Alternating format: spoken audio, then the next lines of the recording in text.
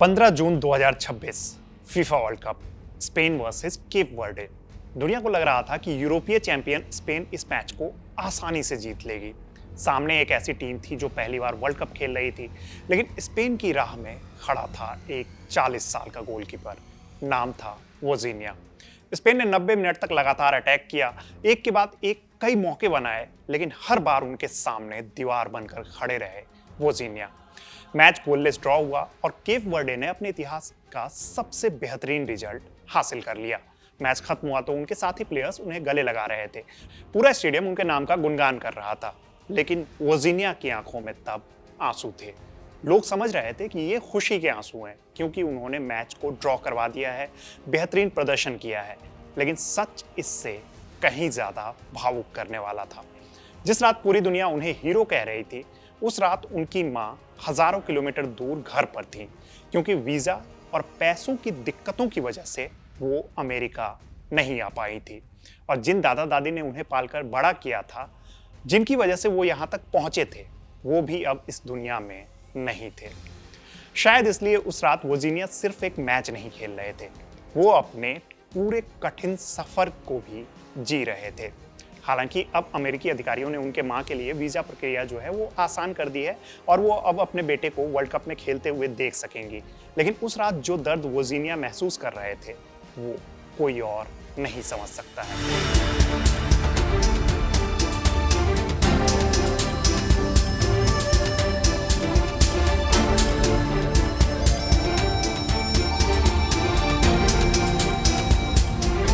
नमस्कार, मेरा नाम है रविराज और आज हम आपको उसी प्लेयर का किस्सा सुनाने जा रहे हैं जिन्होंने 25 साल की उम्र तक फुटबॉल के बारे में सोचा तक नहीं था।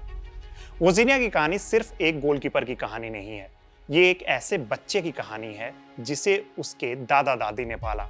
उसका असली नाम था जोजिमार होजे एवोरा दियाश, लेकिन दुनिया उन्हें वोजीनिया के नाम से जानती है। उनके पिता सेना में थे और माँ दूसरी जगह काम किया करती थी, इसलिए उनका ज्यादातर बचपन जो है वो दादा दादी के साथ बीता। वही उन्हें स्कूल ले जाते, खाना खिलाते, डांटते और वही उनसे प्यार भी किया करते थे। जब बाकी बच्चे माँ बाप के साथ बड़े हो रहे थे, तब वोजीनिया अपने दादा दादी की छांव में जिंदगी सीख रहे थे। शायद यही वजह है कि आज भी जब वो अपने जीवन के सबसे बेहतरीन पल को याद करते हैं, तो सबसे पहले अपने दादा दादी का ही जिक्र करते हैं। लेकिन एक सवाल उठता है कि आखिर उनका नाम वोजीनिया कैसे पड़ा। इसकी कहानी काफी दिलचस्प है। फीफा को दिए इंटरव्यू में उन्होंने बताया कि बचपन में वो अपने से बड़े लड़कों के साथ फुटबॉल खेला करते थे। प्रोफेशनली नहीं, बल्कि वो जैसे हर इलाके में छोटे बच्चे फुटबॉल खेला करते हैं, वैसे ही। उम्र में छोटे होने की वजह से अक्सर उन्हें डांट दिया जाता था।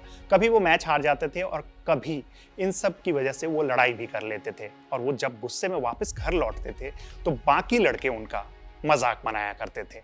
कहते थे कि ये फिर से अभी दादी के पास जाएगा और कंप्लेन करेगा। पोर्टुगीज भाषा में दादी को वोजीनिया कहा जाता है। धीरे धीरे ये मजाक उनका नाम बन गया। पहले इस चीज का उन्हें बुरा लगता था, लेकिन बाद में उन्होंने उसी नाम को अपनी पहचान बना ली। आज उनकी जर्सी पर जो लिखा होता है वो किसी सुपर हीरो का नाम नहीं होता, बल्कि उनकी दादी की याद का प्रतीक होता है। अब दिलचस्प बात यह है कि उनका असली नाम भी फुटबॉल से ही जुड़ा हुआ है।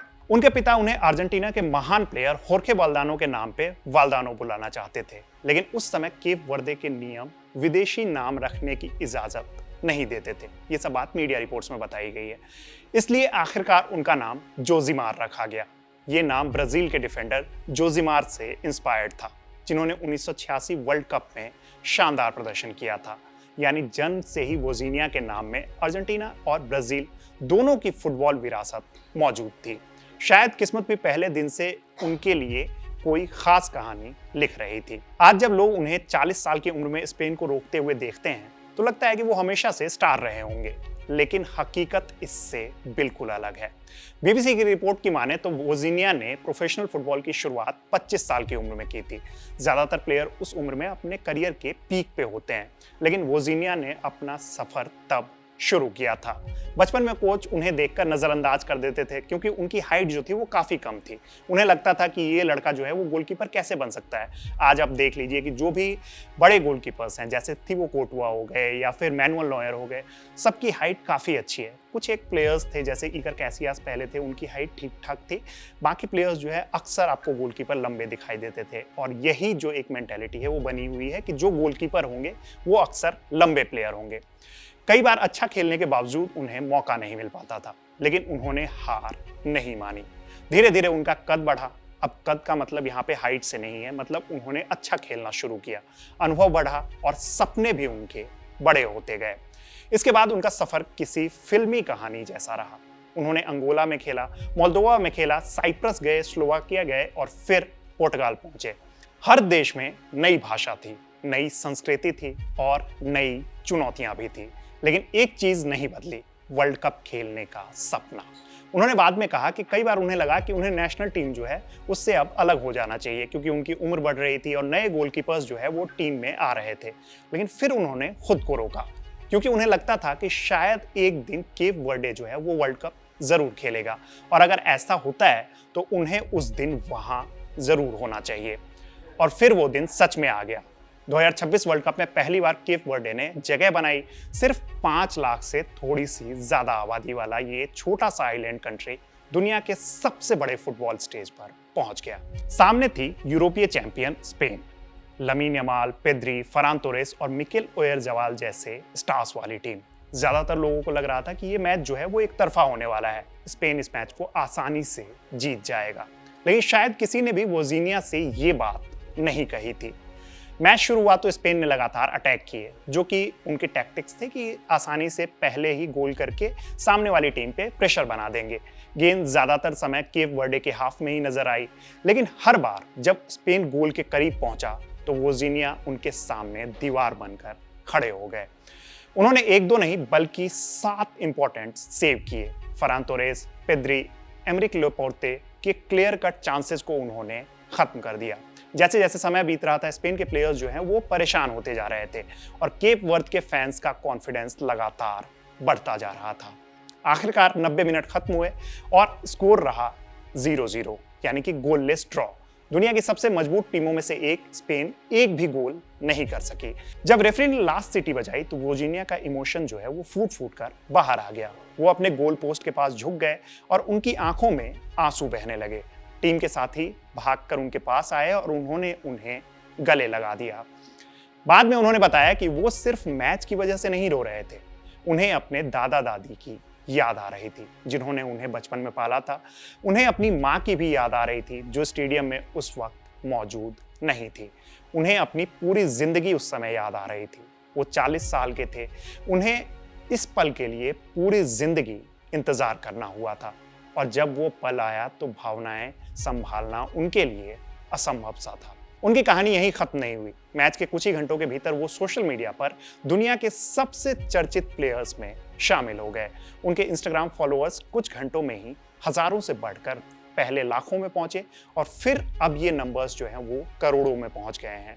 दुनिया भर के लोग उस गोलकीपर को खोज रहे थे जिसने स्पेन को रोक दिया था। फ्रांस के स्टार प्लेयर पॉल पोग्बा ने भी उनकी तारीफ की। ब्राजील, अर्जेंटीना, यूरोप और अफ्रीका जैसे हर जगह के लोग उनके बारे में बात कर रहे थे और अब इंडिया में भी बैठ के हम लोग उनके बारे में ही बात कर रहे हैं। लेकिन सबसे खूबसूरत बात यह है कि इतनी फेम मिलने के बाद भी वोजीनिया का जवाब जो है वो वही रहा। उन्होंने कहा कि ये सब उनके लिए नहीं बल्कि केप वर्डे के लिए है, अपने लोगों के लिए है, अपने परिवार के लिए है, अपने दादा दादी के लिए है, उस छोटे से देश के लिए है जिसके बारे में दुनिया बहुत कम जानती थी।